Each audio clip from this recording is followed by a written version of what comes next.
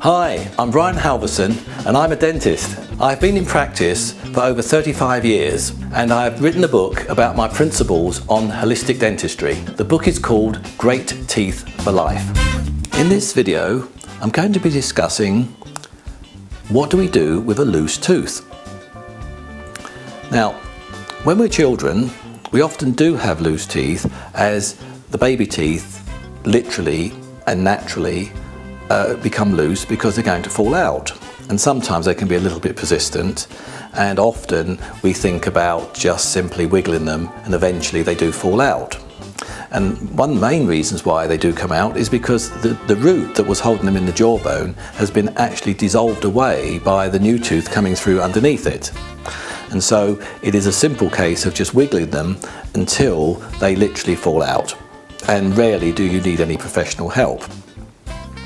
Now, is it the same with a permanent tooth that is very loose? And permanent teeth do become loose, especially in the advanced stages of gum disease. In this case, the teeth can be literally waving about in the breeze. And you think to yourself, well, why not try to pull it out? And I'm sure we've all heard or thought about, especially if it's painful due to an infection, about tying a piece of string, or dare I say dental floss, around the tooth, long lead, open the door, slam it shut, out comes a tooth. What could be simpler? Word of warning.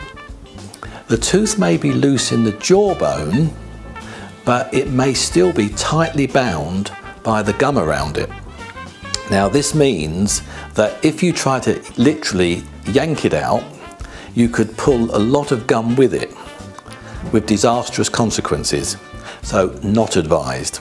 If, however, you're in a remote area, cannot get to a dentist, and you have a tooth that's loose and very painful, may I suggest that you do try to remove it yourself, but by only using your own finger pressure.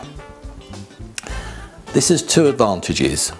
You won't put too much pressure on, therefore ripping or damaging the jawbone and gum around the tooth, but also I think you'll only put up with so much discomfort.